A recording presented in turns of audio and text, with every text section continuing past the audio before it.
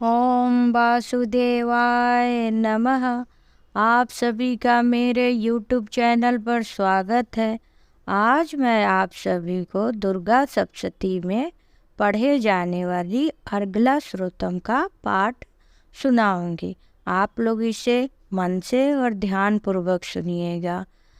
ओम चंडिका देवी को नमस्कार। मार्कंडेय जी कहते हैं, जयंती, मंगला, काली, भद्रकाली, कपालिनी, दुर्गा, क्षमा, शिवा, धात्री, स्वाहा, स्वधा इन नामों से प्रसिद्ध जगदम्बिके तुम्हें नमस्कार है। हे चामुंडा देवी, तुम्हारी जय हो। संपूर्ण प्राणियों का पीड़ा हरने वाली देवी, तुम्हारी जय हो। सबसे व्याप्त रहने वाली तुम्हारी जय हो। काल रात्रि, तुम्हें नमस्कार हो। मधु और कैटब को मारने वाली, ब्रह्मा जी से वरदान ले देने वाली, तुम्हें नमस्कार है। तुम रूप दो, जय दो, यश दो, काम क्रोध शत्रुओं का नाश करो। महिषासुर का नाश करने वाली, भक्तों को सुख देने वाली, तुम्हें नमस्कार है। तुम रूप दो, जय दो, यश दो, काम क्रोध शत्रुओं का नाश करो। रक्त बीज का वध करने वाली और चंड मुंड का विनाश करने वाली, तुम रूप दो, जय दो, यश दो, काम क्रोध शत्रुओं का नाश करो। शंभु और निशंभु ध्रुम लोचन का मर्दन करने वाली देवी, तुम रूप दो, जय दो, यश दो, काम क्रोध शत्रुओं का नाश करो। सबके द्वारा बंदित युगल चरणों वाली तथा संपूर्ण सौभाग्य प्रदान करने वाली देवी, तुम रूप दो, जय दो, यश दो, काम क्रोध शत्रुओं का नाश करो। देवी, तुम्हारे रूप और चरित्र अचिंतनीय है। तुम समस्त शत्रुओं का नाश करने वाली हो। तुम रूप दो, जय दो, यश दो, काम क्रोध शत्रुओं का नाश करो। पापों को दूर करने वाली चंडिका, जो भक्ति पूर्वक तुम्हारी चरण में सर्वदा मस्तक झुकाते हैं, उन्हें तुम रूप दो, जय दो, यश दो, काम क्रोध शत्रुओं का नाश करो। जो भक्ति पूर्वक तुम्हारी स्तुति करते, उन्हें रूप दो, जय दो, यश दो, काम क्रोध शत्रुओं का नाश करो। चंडिके, इस संसार में जो भक्ति पूर्वक तुम्हारी पूजा करते, उन्हें रूप दो, जय दो, यश दो, काम क्रोध शत्रुओं का नाश करो। मुझे सौभाग्य और आरोग्य दो, परम सुख दो। रूप दो, जय दो, यश दो, काम क्रोध शत्रुओं का नाश करो। जो मुझसे द्वेष रखते हैं, उनका नाश करो। मेरी बल की वृद्धि करो। रूप दो, जय दो, यश दो, काम क्रोध शत्रुओं का नाश करो। देवी, मेरा कल्याण करो। मुझे उत्तम संपत्ति प्रदान करो। रूप दो, जय दो, यश दो, काम क्रोध शत्रुओं का नाश करो।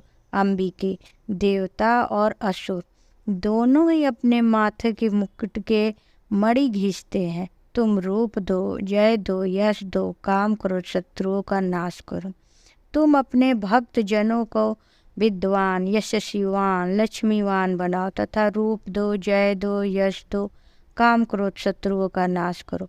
प्रचंड दैत्यों के दर्पण दलन करने वाली चंडिका, मुझे शरणागत को रूप दो, जय दो, यश दो, काम क्रोध शत्रुओं का नाश करो।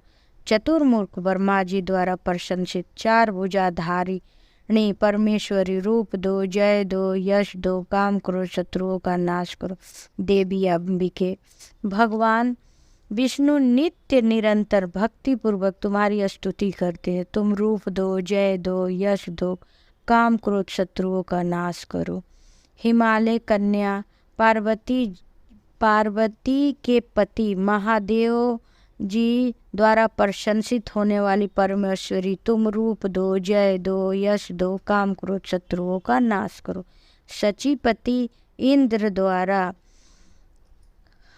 सर्वदा से पूजित होने वाली परमेश्वरी, तुम रूप दो, जय दो, यश दो, काम क्रोध शत्रुओं का नाश करो।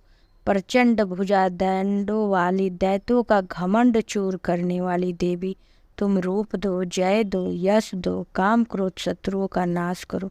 देवी अंबिका, तुम अपने भक्त जनों का सदा असीम आनंद प्रदान करती हो। मुझे रूप दो, जय दो, यश दो, काम क्रोध शत्रुओं का नाश करो। मन की इच्छा के अनुसार चलने वाली मनोहर पत्नी प्रदान करो, जो दुर्गम संसार में तारने वाली तथा उत्तम कुल में उत्पन्न हो। जो मनुष्य इस स्रोत का पाठ करके सप्तशती महा स्रोत का पाठ करता है वो सप्तशती की जप संख्या में मिलने वाली श्रेष्ठ फल को प्राप्त करता है, साथ ही प्रचुर संपत्ति की भी प्राप्ति करता है। इस प्रकार मैंने आप लोगों को दुर्गा सप्तशती में पढ़ी जाने वाली अर्गला स्तोत्रम का पाठ सुना है। इसी में मैं कंटिन्यू करते हुए आगे आप लोग को दुर्गा सप्तशती में ही पढ़े जाने वाली किलकम स्रोत को पढ़ के सुनाती हूँ, क्योंकि जब भी हम दुर्गा सप्तशती का पाठ करते हैं तो हमें पहले इन 3 चीज़ों को पढ़नी चाहिए, कवच, किलक और अर्गला स्रोत। ये हम लोगों को पढ़नी चाहिए। तो अब मैं आप लोग को सुना रही हूँ किलकम स्रोत। ओम चंडिका देवी को नमस्कार। मार्कंडे जी कहते हैं, विशुद्ध ज्ञान ही जिनका शरीर है, तीनों वेद ही जिनका दिव्य नेत्र है, जो कल्याण प्राप्ति हेतु तथा अपने मस्तक पर अर्ध चंद्रमा मुकुट धारण करते हैं, उन भगवान शिव को नमस्कार है।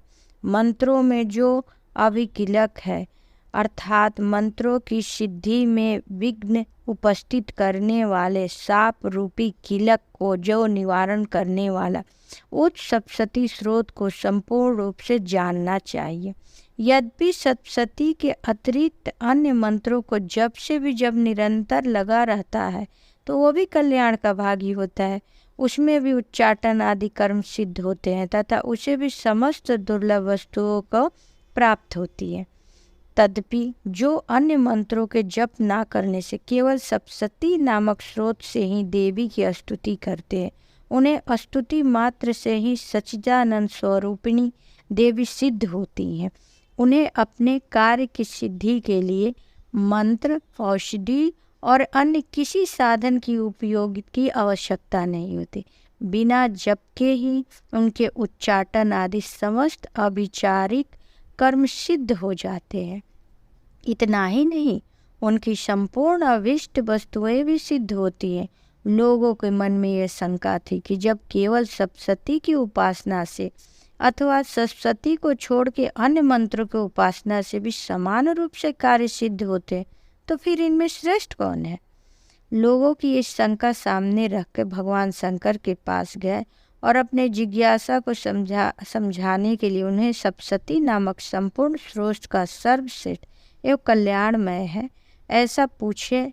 तब भगवती चंडिका सप्तशती नामक स्रोत महादेव जी ने गुप्त कर रखा था, क्योंकि महादेव जी ने बताया कि सप्तशती जो है वह पाठ उत्तम है। सप्तशती के पाठ से जो पुण्य प्राप्त होता है उसकी कभी समाप्ति नहीं होती, किंतु अन्य मंत्रों के जप जन से पुण्य की समाप्ति होती। अतः भगवान शिव ने अन्य मंत्रों की उपेक्षा सप्तशती की श्रेष्ठता का निर्णय किया। उसे यथार्थ ही जानना चाहिए। अन्य मंत्रों को जप करने से पुरुष भी यदि सप्तशती का स्रोत और जप का अनुष्ठान कर ले तो वह पूर्ण रूप से कल्याण भागी होता है। इसमें तनिक भी संदेह नहीं है कि जो साधक कृष्ण पक्षी के चतुर्थी अथवा अष्टमी को एकाग्रचित्त होकर भगवती की सेवा में अपना सर्वस्व समर्पित करता है और फिर उसे प्रसाद रूप में ग्रहण करता है, उसी पर भगवती प्रसन्न होती हैं अथवा उनकी प्रसन्नता नहीं प्राप्त होती है। इस प्रकार सिद्धि के प्रतिबंधक रूप किलक के द्वारा महादेव जी ने इस स्रोत को किलित कर रखा था, जो पूर्वोत्तक रीति से निष्क्लीन करके इस सप्तशती स्रोत का प्रतिदिन स्पष्ट उच्चारण पूर्वक पाठ करता है, वह मनुष्य सिद्ध हो जाता है, वही देवी का पार्षद होता है और वही गंधर्व भी होता है। सर्वस्त्र विचरते रहने पर भी इस संसार में उसे कहीं भी भय नहीं लगता है, वह अपमृत्यु के वश में नहीं पड़ता है, देह त्यागने के अनंतर मोक्ष प्राप्त करता है। अतः किलीन को जानकर उसका परिहार करके ही सप्तशती पाठ का आरंभ करे। जो ऐसा नहीं करता है उसका नाश होता है। इसीलिए किलक और निष्किलीन का ज्ञान प्राप्त करना चाहिए, उसका पाठ करना चाहिए। स्त्रियों में जो कुछ भी सौभाग्य आदि दृष्टिगोचर होते वह सब देवी के प्रसाद का ही फल है। अतः इस कल्याणमय स्रोत का सदा जप करना चाहिए। इस स्रोत का मंद स्वर में पाठ करने से स्वल्प फल की प्राप्ति होती है और उच्च स्वर में पाठ करने से पूर्ण फल की प्राप्ति होती है। अतः उच्च स्वर में ही इसका पाठ आरंभ करना चाहिए। जिनके प्रसाद से ऐश्वर्य, सौभाग्य, आरोग्य, संपत्ति, शत्रु का नाश, परम मोक्ष भी सिद्धि होती है, उस कल्याणमय जगदम्बिका स्तुति मनुष्य को क्यों नहीं करते हैं। इस तरह हमने आज आप लोगों को सुनाया कि हम कैसे किलकम का पाठ करेंगे। आप लोगों को मेरा यह वीडियो कैसा लगा आप कमेंट बॉक्स में ज़रूर बताएं और आप मेरे चैनल को सब्सक्राइब करें, लाइक करें। आपकी आशीर्वाद की मुझे बहुत आवश्यकता है। आप इस पे अपना आशीर्वाद दें।